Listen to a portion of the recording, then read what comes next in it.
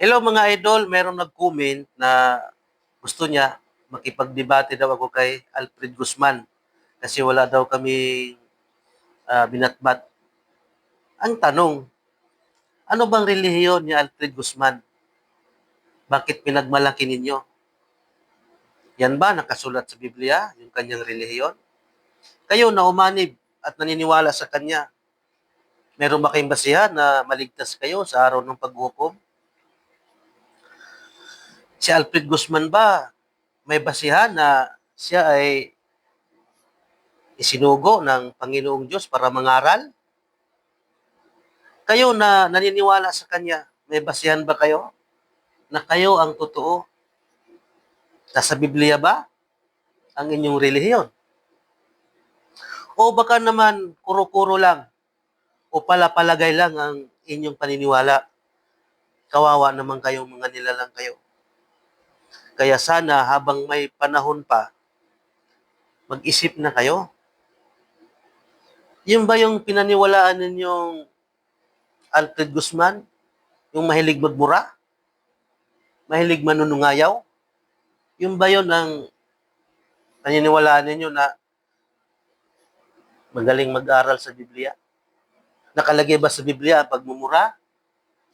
Nakalagay ba sa Biblia ang panungayaw? Bakit hindi kayo magsuri? Kasi kung magdebate kami, isa lang naman ang tanong ko sa kanya, kaya ba niyang sagutin? Nasa Biblia ba ang kanyang relihiyon? At yung bang relihiyon niya, yung ba yung ililigtas ni Kristo? Ang dating ng paghukom? Yung ba yung hinandugan ni Kristo ng kanyang buhay at ng kanyang dugo? Baka naman hindi. Di ba? Kung hindi niya masagot yan, kuro-kuro lang, tapos magmumura dahil hindi masagot, manunungayaw dahil hindi niya masagot, katarantaduhan yun. Kaya kayong mga naniniwala sa kanya, mas bawasan ninyo yung pride nyo. Hindi yan ikaliligtas ng inyong kaluluwa, maging ng inyong sambahayan.